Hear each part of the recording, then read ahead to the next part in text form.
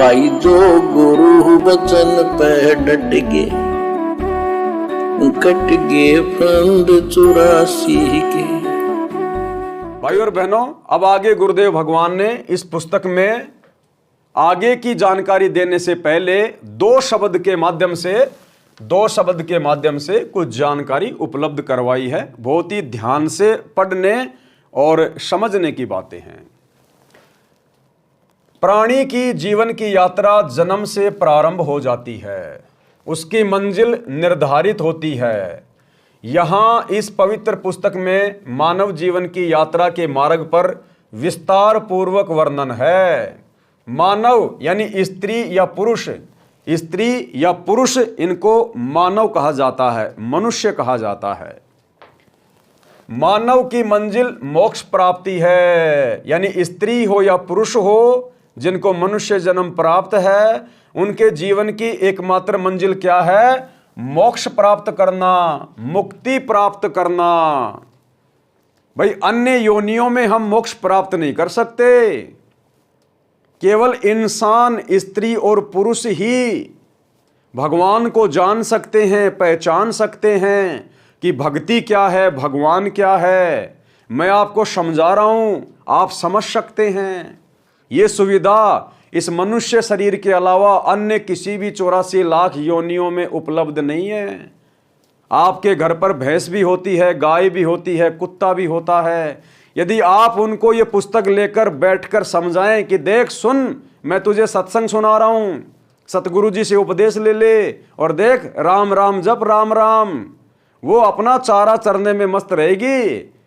आपके उपदेशों का उस पर कोई असर नहीं होता, क्योंकि परमात्मा ने उससे वो सुविधा छीन रखी है। क्योंकि जब उसको मनुष्य जन्म प्राप्त था, आप और हमारी तरह, उसने संतों की बातों को कानों के ऊपर से टाल दिया, सत भक्ति नहीं की। आज वो उसकी सजा भोग रहा है पशु योनि में। इसलिए पशु योनि में, पक्षी योनि में, यानी 84 लाख प्रकार की योनियों में जितने भी प्राणी हैं, आप उनको कितना ही समझाओ भक्ति के बारे में कि राम कौन है, श्री कृष्ण कौन है, सतगुरु कौन है, भगवान कौन है, भक्ति क्या है, उन्हें कुछ नहीं समझ में आएगा, क्योंकि वो अवसर वे गवा चुके हैं। ये सुअवसर भक्ति करने का, मोक्ष प्राप्त करने का, सतगुरु रूप में परमात्मा की पहचान करके भक्ति शुरू करने का केवल मनुष्य के पास है, मनुष्य के पास है। इसीलिए तो परमात्मा कहते हैं कि मानव जन्म पाए कै जो नहीं रटे हरि नाम। और जैसे कुआं जल बिना फिर बनवाया क्या काम? आपने कुआं बनवा दिया, कुआं खुदवा दिया, अच्छा उसको सीमेंट से लिपवा दिया और जल उसके अंदर है नहीं, तो फिर उस कुएं का क्या प्रयोजन? कोई प्रयोजन नहीं। इसी प्रकार ये मनुष्य जन्म हमें दिया भगवान ने, और यदि हमने भगवान की भक्ति शुरू नहीं की सतगुरु से उपदेश लेकर, तो इस मनुष्य जन्म की प्राप्ति का भी उस कुएं की तरह कोई प्रयोजन नहीं है। इसलिए ये मनुष्य जन्म चाहे स्त्री का हो चाहे पुरुष का हो, केवल सच्चे सतगुरु की शरण में आकर सत भक्ति शुरू करने के लिए मिला है, मोक्ष प्राप्ति के लिए मिला है। मानव यानी स्त्री पुरुष की मंजिल यानी टारगेट मोक्ष प्राप्ति है। मोक्ष का मतलब क्या होता है? कि दोबारा से इस संसार में किसी भी योनि में जन्म ना लेना पड़े, ना ये मनुष्य जन्म लेना पड़े, ना गधे कुत्ते का जन्म लेना पड़े, ना नरक भोगना पड़े। सतगुरु की भक्ति करके सदा सदा के लिए सतलोक के अमर लोक में चले जाएं, उसको कहते हैं मोक्ष प्राप्त करना। उसके मार्ग में पाप तथा पुण्य कर्मों के गड्ढे तथा कांटे हैं। आप जी को आश्चर्य होगा कि पाप कर्म तो बाधक होते हैं, पुण्य तो सुखदायी होते हैं, इनको गड्ढे कहना उचित नहीं। इसका संक्षिप्त वर्णन है। यानी कोई व्यक्ति ये शंका कर बैठे अपने मन में कि चलो मान लिया पाप कर्मों के कारण तो इंसान दुखी है, लेकिन भैया जो पुण्य होते हैं वो तो सुख प्रदान करते हैं, तो ये पुण्य भी क्या हमें दुखी करते हैं, परेशान करते हैं? जी हाँ, जितना दुखी हमें पाप कर्म करते हैं, क्योंकि पाप कर्मों के कारण इंसान बीमार हो जाता है, एक्सीडेंट हो जाता है, घर में अचानक से कोई ऐसी घटना घटित हो जाती है, इंसान निर्धन घर में पैदा होता है, जो व्यक्ति पाप कर्मों से रंगा होता है, जिसने भक्ति नहीं की होती है, दान धर्म नहीं किया होता है, तो वो व्यक्ति तो स्वाभाविक दुखी होता ही होता है पाप कर्मों के कारण। और जिस व्यक्ति ने पुण्य कर रखे हैं और यदि उसका मोक्ष नहीं हो पाया तो वो पुण्य भी उसके जी का जंजाल है। कैसे? ध्यान से समझिए। पाप रूपी गड्ढे व कांटे, यानी पाप कैसे इंसान के लिए दुखदाई है, सबसे पहले वो समझिए। मानव जीवन परमात्मा की शास्त्र विधि अनुसार साधना करके मोक्ष प्राप्त करने के लिए प्राप्त होता है। यानी शास्त्रों में भक्ति और भगवान की जो व्याख्या है, जो विधि है, उसके अनुसार भक्ति करने के लिए मिलता है।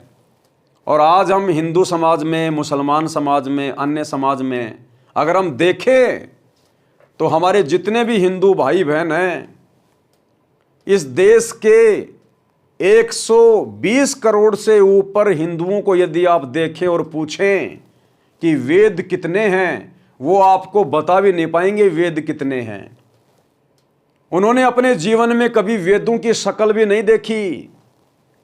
इस देश के 100 करोड़ हिंदुओं से आप पूछिए कि गीता का एक श्लोक बताइए, वो आपको गीता का एक श्लोक भी नहीं बता पाएगा। और यदि किसी ने गीता खरीद कर अपने घर पर रखी है तो उसने कभी जिंदगी में उसको पढ़ा नहीं है। और यदि कुछ एक व्यक्तियों ने गीता को पढ़ा है तो भाई बिना सच्चे सतगुरु की शरण में आए बिना आप उस गीता के श्लोकों को समझ नहीं सकते। गीता कोई सामान्य पुस्तक नहीं है जिसको आप लाके पढ़ लोगे। जिस प्रकार बच्चे को स्कूल की पुस्तकें पढ़ने और समझने के लिए स्कूल में जाकर टीचर की जरूरत पड़ती है, उसी प्रकार इन धर्म शास्त्रों को पढ़ने के लिए सच्चे गुरु की जरूरत पड़ती है, सच्चे सतगुरु की जरूरत पड़ती है। तो भाइयों और बहनों, क्या कह रहे हैं परमात्मा? मानव जीवन परमात्मा की शास्त्र विधि अनुसार साधना करके मोक्ष प्राप्त करने के लिए प्राप्त होता है। पाप कर्म का कष्ट भक्ति में बाधा करता है। उदाहरण के लिए, पाप कर्म के कारण शरीर में रोग हो जाता है, पशुधन में तथा फसल में हानि हो जाना, ऋण की वृद्धि करता है, यानी आपके ऊपर कर्जा चढ़ा देता है पाप कर्म। ऋणी व्यक्ति दिन रात चिंतित रहता है। जिसके ऊपर कर्जा होता है वो व्यक्ति हमेशा चिंतित रहता है, वह भक्ति नहीं कर पाता। पूर्ण सतगुरु से दीक्षा लेने के पश्चात परमेश्वर उस भगत के उपरोक्त कष्ट समाप्त कर देता है। यह सच्चे सतगुरु की भक्ति का परिणाम है। सच्चे सतगुरु की भक्ति का यह फल मिलता है कि परमात्मा उसे हर प्रकार के कर्जे से, ऋण से मुक्त कर देता है धीरे धीरे। जब वो ज्ञान समझकर भक्ति करना शुरू करेगा तो परमात्मा धीरे धीरे उसके साथ हो जाता है। धीरे धीरे उसके कारोबार में, उसके काम धंधे में परमात्मा बरकत देने लगता है। उसकी फालतू की खाने पीने की, नशे की, घूमने फिरने की गंदी आदतें छूट जाती है। उसका बहुत सारा जो पैसा जो पहले बर्बाद होता था, अब वो शेविंग होना शुरू हो जाता है और परमात्मा उसके साथ हो जाता है। और भाई जिसके साथ भगवान हो गया, फिर क्या उसके कर्जे नहीं उतरेंगे? क्या उसका परिवार रोग मुक्त नहीं होगा? क्या वो सुखी नहीं होगा? अवश्य होगा। पूर्ण सतगुरु से दीक्षा लेने के पश्चात परमेश्वर उस भगत के उपरोक्त कष्ट समाप्त कर देता है। तब भगत अपनी भक्ति अधिक श्रद्धा से करने लगता है। उसके बाद भगत की और अधिक उमंग बढ़ती है। उसे महसूस होने लग जाता है कि जो सुख मुझे सतगुरु की भक्ति ने मात्र 6 महीने में दे दिया, पहले मैं ये सुख 20 साल से भी प्राप्त नहीं कर पा रहा था देवी देवताओं की भक्ति करके या अन्य नकली साधु संत महात्माओं की शरण प्राप्त करके। और सच्चे सतगुरु रामपाल जी का जब से मैंने ज्ञान सुना है और जब से मैं उनकी शरण में आया हूँ, मेरे तो घर में 4 चांद लग गए, घर में खुशियों की लहर दौड़ पड़ी। तो वो आत्मा और अधिक उमंग में भरकर सतगुरु की भक्ति करेगा, और जितना भक्ति में आगे बढ़ेगा सतगुरु उस आत्मा के लिए 2 कदम आगे बढ़ेगा, यानी सदा उसके साथ में रहेगा। तब भगत अपनी भक्ति अधिक श्रद्धा से करने लगता है, परमात्मा पर विश्वास बढ़ता है, दृढ़ होता है। परंतु भगत को परमात्मा के प्रति समर्पित होना चाहिए। अब ये सारी बातें सतगुरु के ऊपर कैसे समर्पित हुआ जाता है, पतिव्रता पद की भक्ति क्या है, ये सारी बातें फिर आपको धीरे धीरे सत्संग सुनने से समझ में आने लगेंगी। जैसे पतिव्रता स्त्री अपने पति के अतिरिक्त किसी अन्य पुरुष को काम पूर्ति के लिए शौपन में भी नहीं चाहती, चाहे कोई कितना ही सुंदर हो। उसका पति अपनी पत्नी को हर संभव कोशिश करके सर्व सुविधाएं उपलब्ध करवाता है। सतगुरु के ऊपर समर्पित होना क्या है? जैसे कोई पतिव्रता औरत है, वो अपने पति के अलावा अपनी काम पूर्ति के लिए, सेक्सुअल सेटिस्फैक्शन के लिए किसी अन्य पुरुष से शौपन में भी दिल नहीं लगाती। चाहे कोई कितना ही धनी हो, चाहे कोई कितना ही सुंदर हो, चाहे सोने का इंसान बना के क्यों ना खड़ा कर दिया जाए। जो पतिव्रता औरत होती है वो अपने पति के अलावा पति वाले भाव से गैर पुरुष को शौपन में भी नहीं देखती। तो ऐसी स्त्री का पति अपनी पत्नी को हर संभव सुख देने का प्रयास करता है, उसकी हर इच्छा पूरी करने का प्रयास करता है। तो ठीक इसी प्रकार जब हम सतगुरु की शरण में आ जाएंगे, सतगुरु से सत भक्ति लेकर सत मंत्रों का जाप करना शुरू कर देंगे, तो फिर हमने अपने सतगुरु के अलावा पतिव्रता स्त्री की तरह शौपन में भी अन्य किसी नकली साधु संत महात्मा बाबा आचार्य शंकराचार्य ब्रह्मा विष्णु महेश पीर पैगंबर या किसी भी देवी देवता का शौपन में भी ध्यान नहीं करना। अपने सतगुरु के बताए अनुसार हमने अन्य कोई भक्ति साधना नहीं करनी, सतगुरु के बताए अनुसार भक्ति ही करनी है।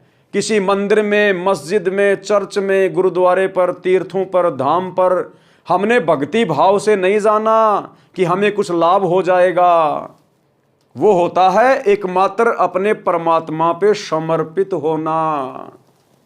तब वो परमात्मा ये देख लेगा कि ये पतिव्रता आत्मा है, मेरे अलावा ये शौपन में भी किसी और से इच्छा नहीं कर रहा है, केवल अपने सतगुरु से ही डिमांड कर रहा है, अपने सतगुरु के बताए अनुसार ही भक्ति कर रहा है, अपने सतगुरु के अलावा किसी और को देव नहीं मानता, परमात्मा नहीं मानता। फिर वो सतगुरु उस पतिव्रता आत्मा के बिल्कुल साथ हो जाता है। और कहते हैं जो पतिव्रता जमीन पर ज्यों ज्यों धर है पांव, सतगुरु झाड़ू देत है ना काटा लग जाए। परमात्मा फिर इस प्रकार से उस भगत के जीवन में पाप रूपी कांटों को, संकटों को साफ करता हुआ चलता है आगे आगे। अपनी प्यारी आत्मा के जीवन में कभी कोई कष्ट नहीं आने देता है। जो गुरु बचन पे डट के कट गे फंद 84 के, कट गे फंद 84 के, कट गे फंद 84 के।